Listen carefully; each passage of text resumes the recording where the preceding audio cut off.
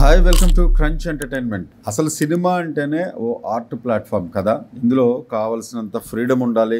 నటులు ఎవరైనా సరే, ఎక్కడ వారైనా సరే, భాష, ప్రాంతం ఇలాంటి వాటితో సంబంధం లేకుండా సీన్స్ కనుక డిమాండ్ చేస్తే వాళ్ళనే ఆ క్యారెక్టర్లో పెట్టుకోవాలి. ఇది ప్రతి డైరెక్టర్కి తెలుసు.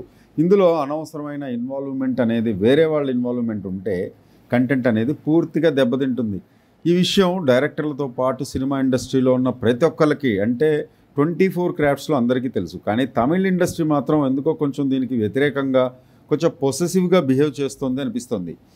Film employees federation of south India అంటే ఫెఫ్సి 23 యూనియన్లకి 24 క్రాఫ్ట్స్ అనుకున్నాం కదా, ఇందులో 23 యూనియన్స్కి చెందిన టెక్నీషియన్స్ని తమిళ్ సినిమాల షూటింగుల్లో కొత్త రూల్స్లో ఇన్వాల్వ్ చేసింది. దాని ప్రకారమే ఇండస్ట్రీ, అందులో ఉన్న వాళ్ళు కూడా నడవాలని రూల్స్ జారీ చేసింది. మరి ముందు ఆ రూల్స్ ఏంటో చూద్దాం. దీనివల్ల అసలు ఏం లాభం ఉంటుందనేది ఒకసారి మనం చర్చిద్దాం. కేవలం తమిళనాడులో మాత్రమే ఎక్కువ శాతం షూటింగ్ చేయాలని, ఇక్కడున్న తమిళ ఆర్టిస్టులను మాత్రమే తీసుకోవాలని డెసిషన్స్ తీసుకుంది ఫెఫ్సి. ఇది కొంతమంది సినిమా ప్రముఖులకి నచ్చినా కొంతమందికి అస్సలు డైజెస్ట్ అవ్వడం లేదు. సినిమా లొకేషన్స్ అనేవి స్టోరీని బట్టి ఉంటాయి. స్టోరీ డిమాండ్ చేస్తే ఎక్కడైనా తీస్తారు, అది వాళ్ళ ఇష్టం. ఇవేం రూల్స్ అయినా మన తెలుగువారు ఎన్నో భాషల నటులకు ఎన్నో అవకాశాలు ఇచ్చారు, స్టిల్ ఇస్తున్నారు కూడా. ఓన్లీ నటులకి మాత్రమే కాదు, ఎంతోమంది టెక్నీషియన్స్, కెమెరామెన్లు, ఇలాంటి వాళ్ళు కూడా మన తెలుగు ఇండస్ట్రీలో పనిచేశాడు. నిన్న బ్రో ఈవెంట్లో పవన్ కళ్యాణ్ గారు కూడా దీని మీద చర్చించారు. ఆయన ఏమన్నాడంటే, ఎంతోమంది పరభాషా నటులు, సాంకేతిక నిపుణులు మా టాలీవుడ్లో పనిచేస్తున్నారు, అలాగే మీరు కూడా ఇలాంటి రూల్స్ కాకుండా మంచి కంటెంట్ ఇవ్వడానికి ప్రయత్నించండి. ఒక రోజా, ఒక జెంటిల్మెన్ సినిమాలను తీసింది మా తెలుగు ప్రొడ్యూసర్ అయిన ఏఎం రత్నం గారు కాదా, మరి ఇది మీరు గుర్తుపెట్టుకోవాలి కదా అన్నాడు పవన్.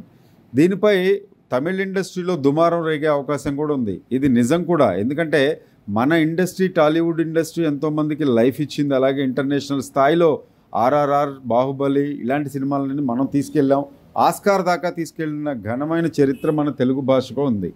యూనియన్లో దాదాపు 25,000 మంది సభ్యులకి పని దొరక్కపోవడం ఈ రూల్స్ పెట్టడానికి కారణమని అంటున్నారు. ఇదేనట ముఖ్యమైన కారణం. అంటే ఫెఫ్సి సభ్యులకి రెగ్యులర్ వర్క్ లభించకపోవడంతో దర్శకుడు మరియు నిర్మాత ఆర్కే సెల్వమణి ఈ రూల్స్ అన్నీ పెట్టారని చెప్తున్నారు.